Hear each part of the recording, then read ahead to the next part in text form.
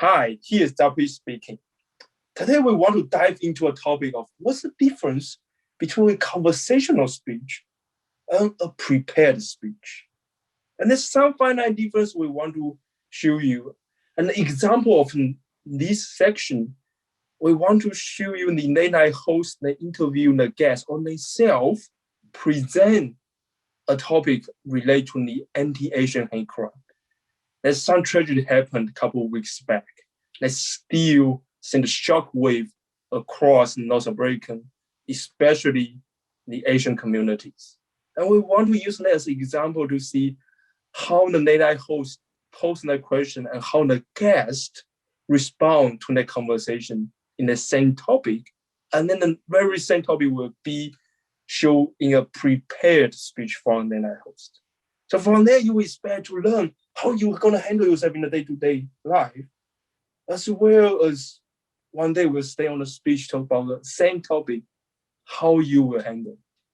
And tonight with me here is Aaron, our award-winning speaker at Toastmaster of Vancouver area. How are you doing, Aaron? Well, I'm great. Tired, but good. Good. Are you?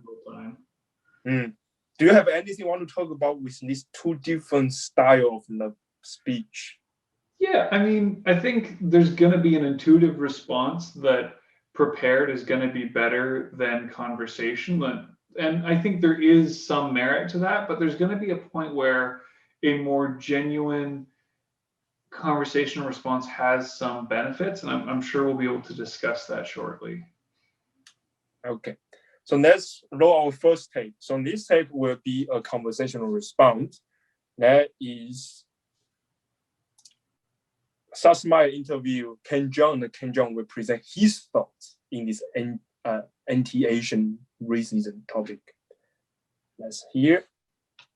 Yes, thank you so much, Seth. And yeah, just with regard to the situation in Atlanta and the shootings in Atlanta, my heart's thoughts and prayers go out to all affected, and a special shout out to Karen Chi, your writer, who really had a very, very eloquent piece, on the day that it happened. It was very moving, and it's just a sign that with the Asian American community, enough is enough. We're just fed up, and the study that Karen cited on your show a few days ago.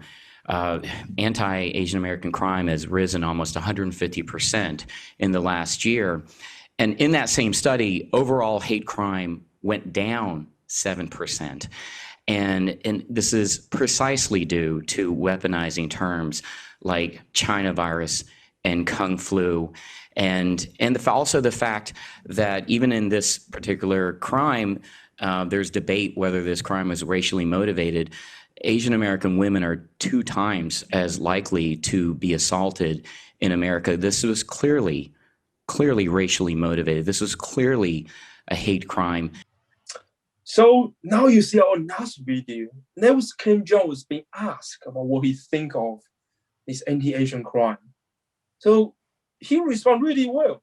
And before we go to analyze how he did it, I want to show you a very different kind of response, a prepared presentation from this sort, exactly same question. And there's a video clip from James Corden. Now I'm going to roll the tape for you. But there is a heartbreaking story right now that we should talk about. Last night, a gunman entered 3 different Atlanta area spas and shot and killed 8 people. A majority of the victims were Asian, and all but one were women, and our hearts are broken for their families and loved ones and the community at large. In isolation, this is a tragedy.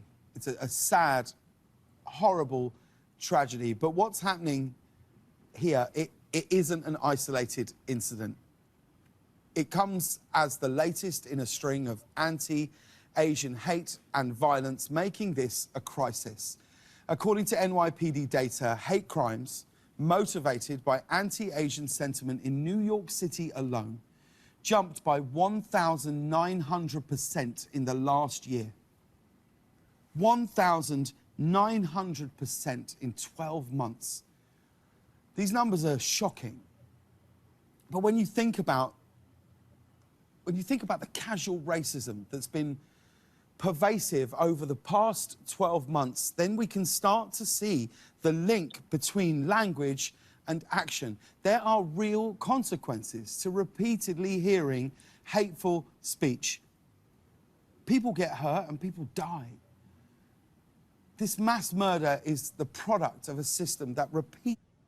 You know, it's interesting to see two different styles of handling the same topic, especially when you're comparing what I'm going to call improvised to prepared, when in reality, both of these are probably somewhere closer to the middle of improvised and prepared. I'm sure that Ken Jeong had an idea he'd be talking about this compared to James Corden, who may not have had every single word written down.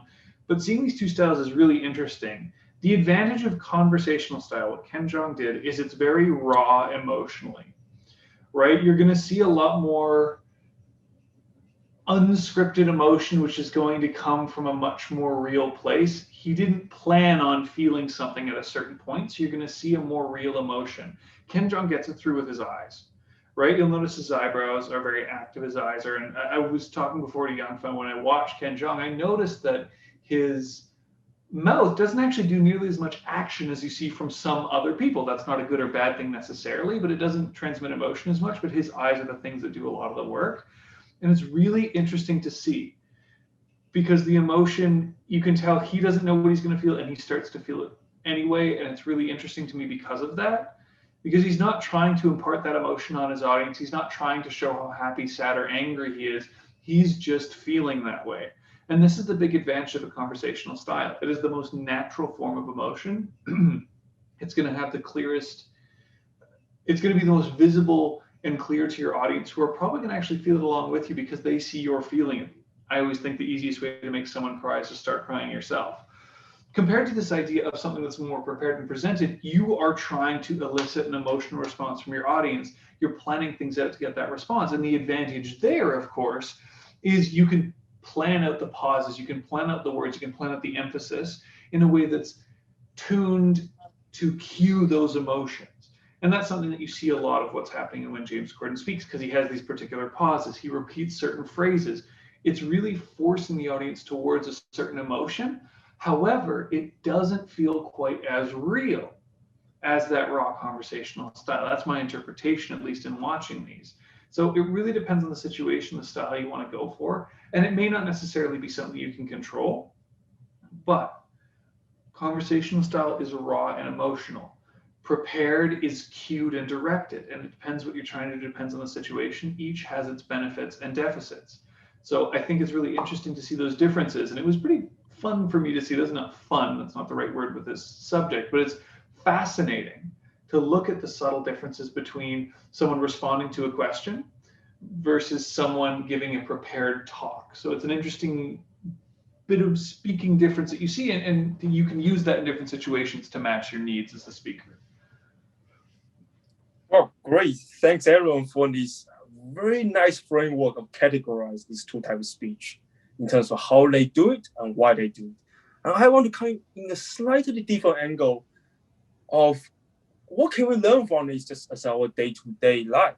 What can we learn from that if we just talk to our peers? And what can we learn when we give a prepared speech? And the first point I want to highlight is the commonality of the both.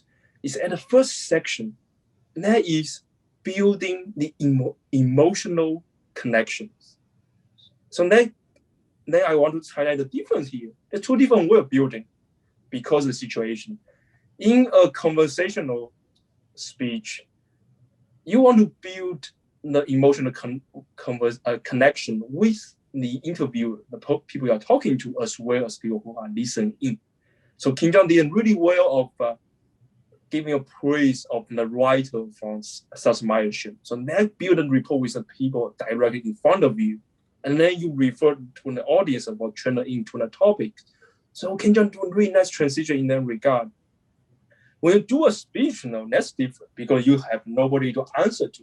So then you keep focus, is draw the emotion in from the audience. And James Corden did amazing ideas. He just opened with a dead serious face, with nearly tear in his eyes, really deep, low tone voice to get the audience in because he knows he speaks to millions of people behind the camera. So there's a difference there. Then you build up into this topic, and that's where I would say audience can really take in from the daily life here. Doesn't matter how off guard you are caught from their questions. You need to have a wheel turning behind your mind. You need to go really fast about what is the key here. You provide some key contents and key engagement. And King Jeong did really well again. He might be a little bit surprised, a little bit lost at the beginning when he built an emotional connection. But once he decide and know what he want to say, he precisely signed the numbers. For example, 190% higher in the Asian hate crime, whereas the overall is 7% higher. So that's drastic difference, and he uses his tones, different tone to deliver these two numbers. In a prepared speech, it's whole different scenario. Is everything is really plain, so you can really pick an even more impactful example. So James Corden here actually pick even more dramatic numbers. In New York City alone, the number is 1,900% higher. Mm-hmm. So he pick and choose of what number to deliver in that prepared speech to maximize the impact on the audience. So that's something you can think about when you get time to prepare, but don't panic if you don't have time. Think of something relevant in your mind and present it well and present slowly and make it count. Yeah. There's always going to be a time to prepare, and there's always going to be a time to improvise, and you've got to use the benefits of each one. Something that takes a lot of skill to know, a lot of practice to really pull off, but hopefully we can all work on it together. I don't think I have much else to add on this one. It's a fascinating difference to see, and we all live through these different situations, so hopefully we can take something away from it. Anything else to add? Well, I would say, the last little bit is about the content of the speech. We are trying to focus on the technical delivery.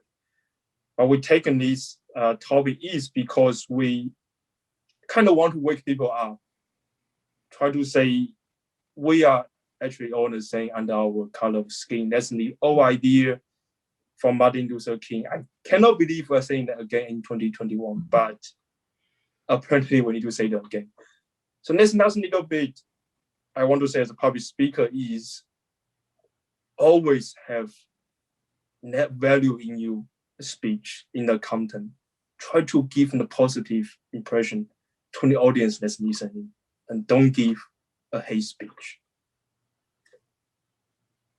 I don't think I have anything I can add that would supersede that. So with that said, thank you all very much for listening, watching, enjoying, and have an excellent morning, afternoon, or evening, wherever you are.